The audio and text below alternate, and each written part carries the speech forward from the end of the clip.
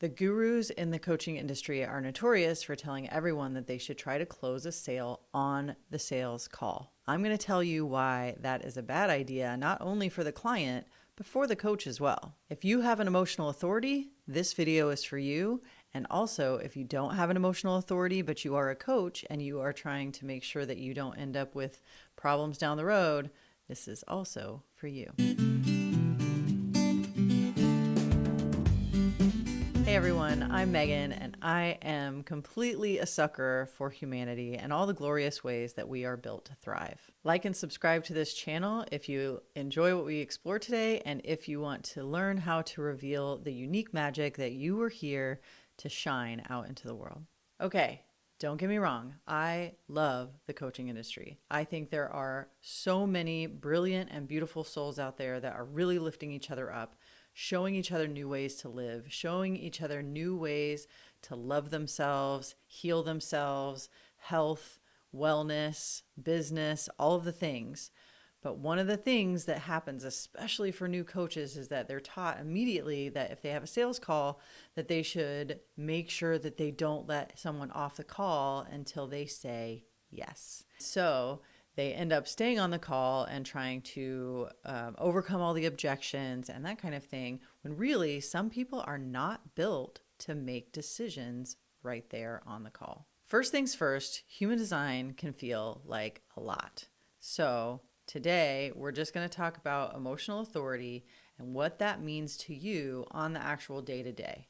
It's easy to go down the rabbit hole on human design and see all of the different pieces, but never actually implement anything. And I want to help you not fall into that trap.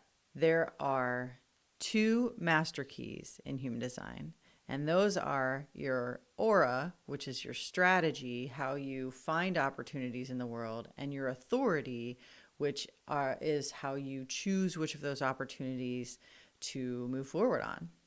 So how do you make decisions? So how do you know if you have an emotional authority? Well, if you have the bottom right triangle on the human design chart filled in, colored in, it's called defined, then you have an emotional authority. That means that you have an emotional wave that you need to account for whenever you're making a decision, especially a large decision. If you don't have a chart and you're not sure, there's a link below in the description where you can go to my website and you can run your chart for free, and you can see if you have that solar plexus or that bottom right triangle filled in.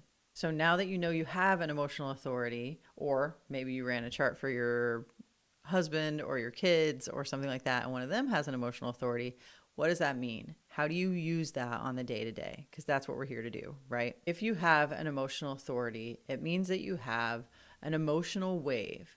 And that can be something that sort of happens every couple of days, every couple of weeks. You might find that you have a pattern throughout the month. Different people have different emotional waves. So one of the best things that you can do is start to recognize, like, how often do you go into a high mode, like a really like kind of amped energetic mode, versus how many times do you go into a low? There's no good or bad. There's no shame in having the high highs or the low lows. It's actually just recognizing when they are happening so that you can navigate that throughout your day. My husband has an emotional authority, and actually this was one of the first things that made him sort of jump on board with this whole human design thing in the first place. He started to recognize that it wasn't a bad thing that he had emotional waves, but it really helped him start to figure out when it was a good time for him to make a call. So if you are in an emotional high, you might say yes to something that really is not something that you wanted to do in the long run. So once you're there, you recognize that you just said yes because you were in a really good mood, and now you wish that you hadn't done it. So you're frustrated, and maybe you're burnt out, and maybe you don't want to be there anymore, and you really don't want to finish what you started. On the flip side, if you're in one of your lows of your emotional wave, then you might say no to something that was a really nice opportunity, that is something that you would have loved down the road.